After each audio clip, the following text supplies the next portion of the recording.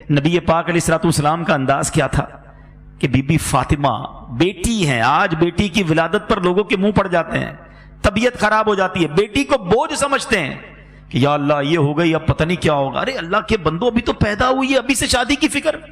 جس رب نے بیٹی دی ہے وہی انتظام کرے گا نا، وہ خالق ہے، وہ مالک ہے، وہ رازق ہے۔ نبی پاک علیہ السلام فرماتے ہیں جس کا مضمون ہے کہ جس کی 3 بیٹیاں ہوں اور اس کی اچھی پرورش کرے اور ان کو اچھی طریقے سے پال پوس کر بڑا کر کے ان کا رشتہ کر دے، اللہ کریم ان 3 بچیوں کے بدلے اس کے والدین کو جنت عطا فرمائے گا، جنت واجب ہو جائے گی۔ صحابی رسول نے عرض کی حضور اگر کسی کی 2 بیٹیاں ہوں؟ اللہ کے حبیب فرماتے 2 بیٹیاں ہوں تب بھی جنت واجب ہو جائے گی۔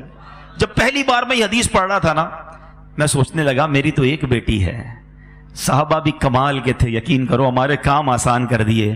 اسی حدیث کا اگلا جز تھا، صحابی رسول پوچھتے ہیں حضور اگر 1 بیٹی ہو تو؟ اللہ کے حبیب فرماتے 1 بیٹی ہو تب بھی جنت واجب ہو جاتی ہے۔ ارے بیٹی تو جنت میں لے جانے والی ہے اور تمہیں بیٹی ہو گئی تو پریشانی ہو گئی، موڈ آف ہو گیا، میاں بیوی میں لڑائی جھگڑے۔ ارے عورت کے ہاتھ میں ہے کیا بیٹی پیدا کرنا؟ لوگ طلاق دے دیتے اس بات پر کہ نہیں جناب بچیاں ہی پیدا کر رہی ہے۔ ارے اللہ کے بندو، اللہ کی بارگاہ میں سجدہ شکر ادا کرو، بے اولاد تو نہیں ہو۔ 20 سال ہو گئے لوگوں کی شادیوں کو اولاد نہیں ہوتا، اور اولاد ہو گئی تو تم موڈ خراب کر رہے ہو۔ نبی پاک علیہ السلام کا اپنی صاحبزادی سے انداز کیا تھا، بلکہ ایک پہلے حدیث سن لو، ان تمام لوگوں کے لیے زبردست چوٹ ہے۔ اللہ کے حبیب فرماتے بیٹیوں کو برا نہ کہو، حدیث پاک کا مضمون ہے بیٹیوں کو برا نہ کہو کہ بے شک میں بھی بیٹیوں والا ہوں۔